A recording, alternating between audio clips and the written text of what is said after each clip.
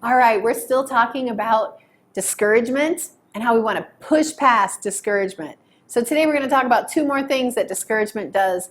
And the first thing is that it makes wrong comparisons.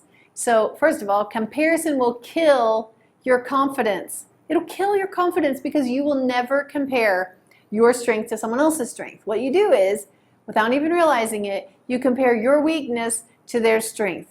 So you know what?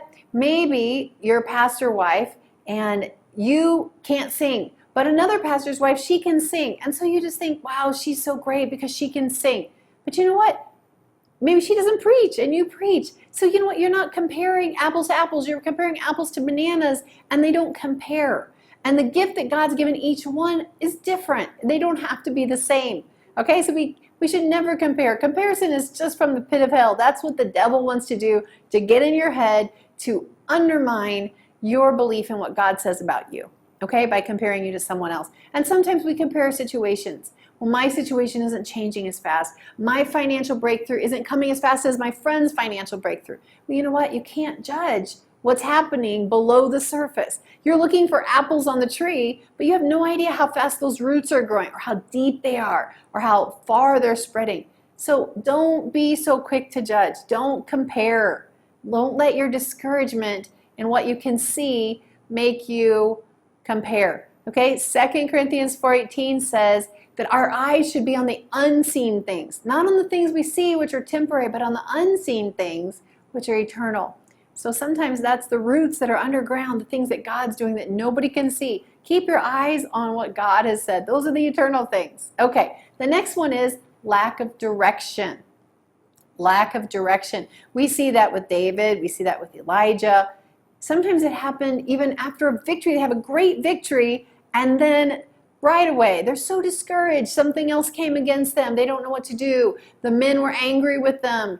Jezebel wants to kill them. And what? They're hiding in a cave. And so here we are with Elijah, and he doesn't want to be a prophet anymore because Jezebel wanted to kill him. And he's having this conversation with God in 1 Kings 19, 9-16. And he's saying, you know what? I can't do it. And he's giving all these reasons. And God's saying, where are you, Elijah? And Elijah's saying, I'm here, and I did all this, and I was so zealous for you, and now I'm the only one left. And God's like, oh, whatever. These are all excuses. This is all excuses. And God asked him again, where are you, Elijah? Because what? God wanted Elijah to move forward and do all the things he still had for him. Elijah's still stuck. He's stuck in that rut. He's like, no, I was so zealous for the Lord, and I did all of this, and all of this has happened, and now I'm the only one left. God says, okay, all right, you know what? Rise up and go to this place and anoint Elisha, and he will replace you. Yes, he will replace you. Elisha replaced Elijah. It's not that Elijah had done everything that God had. Elijah was just done.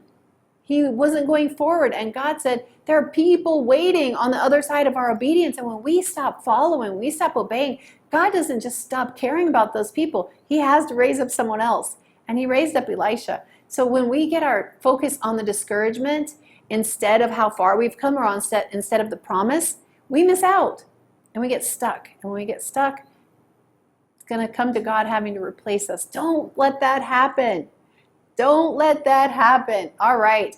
You know what? Verse 18, I just have to mention this because Elijah's whole point was, I'm the only one. I'm the only one. But you know what? God had to have that last word. And he said, you know what? By the way, I still have 7,000 who have never bowed their knee.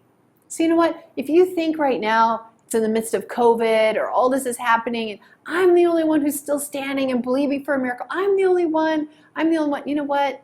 I am so sure there are more than 7,000 who are believing God, who are still standing, who are not falling to fear. So do not let discouragement overtake you. Yes, it's been a long time. We expected coronavirus to be gone in a month, and it's been more than a year. It is discouraging, but you know what? It's not impossible.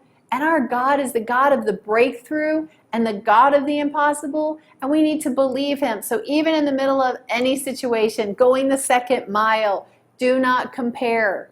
Don't compare. God's plans for you are for good and not for evil, to give you a future and a hope. That never changes.